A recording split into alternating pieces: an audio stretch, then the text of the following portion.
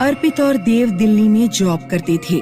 उनकी सैलरी ज्यादा नहीं थी, इसलिए उन्होंने शहर से थोड़ा बाहर एक सस्ता फ्लैट लिया था। 6 मंजिल की बिल्डिंग में उनका 4th फ्लोर था। 2nd फ्लोर पर मकान मालिक रहते थे।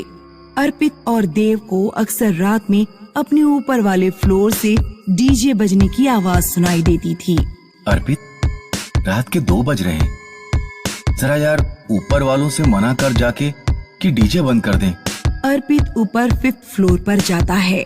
वो देखता है कि मेन गेट का दरवाजा पहले ही खुला हुआ है।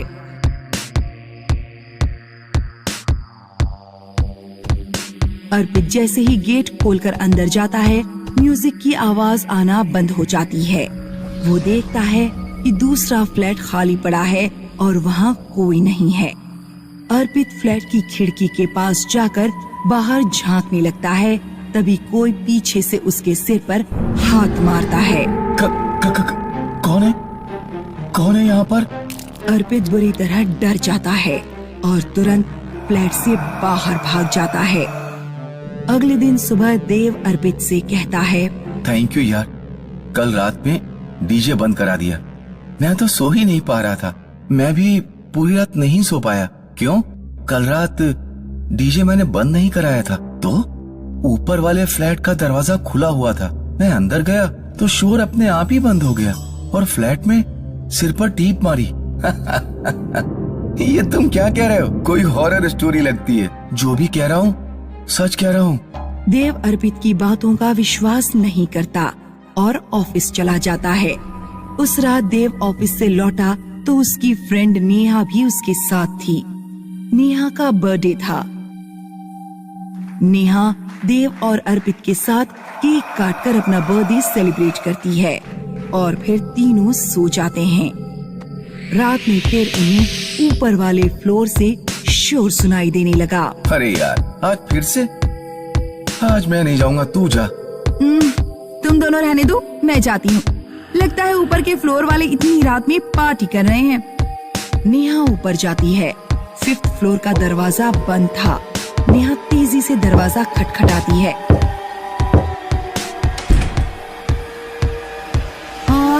कोई है यहाँ पर?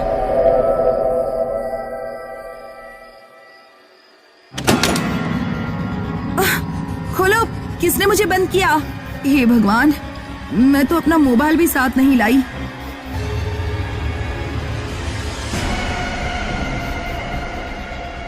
अर्पित, देव, क्या कोई मेरी आवाज सुन पा रहा है? अर्पित और देव अभी भी सो रहे थे। देव को नेहा के चीखने की आवाज सुनाई देती है। देव तुरंत बेड से उठता है और ऊपर के फ्लैट की तरफ भागता है। फ्लैट का गेट बंद था। नेहा,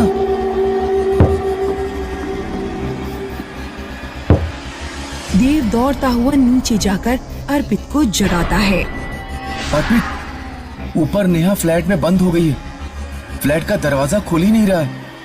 अर्पित और देव दोनों ऊपर जाते हैं और फ्लैट का दरवाजा तोड़ देते हैं। नेहा बिल्कुल शांत खड़ी हुई थी और खिड़की से बाहर झांक रही थी। नेहा! अरे, तुम लोग आ गए, चलो नीचे चलते हैं। अभी तो तुम्हारी चीखने चिल्लाने की आवाजें आ रही थी। नहीं, मैं नहीं चिल्ला रही थी।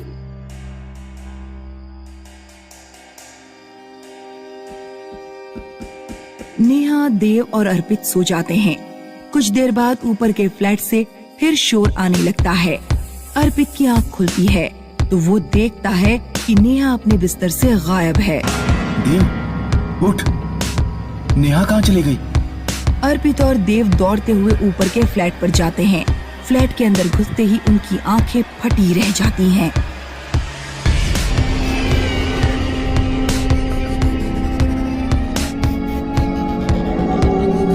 अर्पित और देव किसी तरह नेहा को जबरदस्ती उठाकर नीचे ले आते हैं। नेहा देव का गला घोटने लगती है। अर्पित किसी तरह रस्सी से नेहा के हाथ बांध देता है। देव और अर्पित उसी समय 2nd फ्लोर पर मकान मालिक के पास जाते हैं। ये आपकी बिल्डिंग में टॉप फ्लोर पर क्या हो रहा है? 7 साल पहले की बात है। 2 लड़के और 2 लड़कियों ने सबसे ऊपर वाला फ्लैट लिया था। वे लोग शहर में नए नए आए थे शुरुआत में तो उनकी जिंदगी ठीक चली, लेकिन फिर किसी कारण से उनकी नौकरी छूट गई। वे दोनों लड़कियां उन दोनों लड़कों की गर्लफ्रेंड थी। नौकरी छूटने के कारण आर्थिक परेशानी झेलने लगे और फिर एक दिन उनमें से एक लड़की का बर्थडे था। बर्थडे मनाने के बाद उन चारों ने कूदकर आत्महत्या कर ली। तब से ऊपर वाले फ्लोर से ऐसी पार्टी की आवाजें सुनाई देती हैं। हालांकि वे किसी को नुकसान नहीं पहुंचाते। तुम चाहो तो रहो या फ्लैट खाली कर सकते हो। देव और अर्पित वो फ्लैट खाली कर देते हैं। आज भी अगर कोई 4th फ्लोर पर रहने जाता है तो उसे ऊपर वाले फ्लोर से पार्टी की आवाज सुनाई देती है।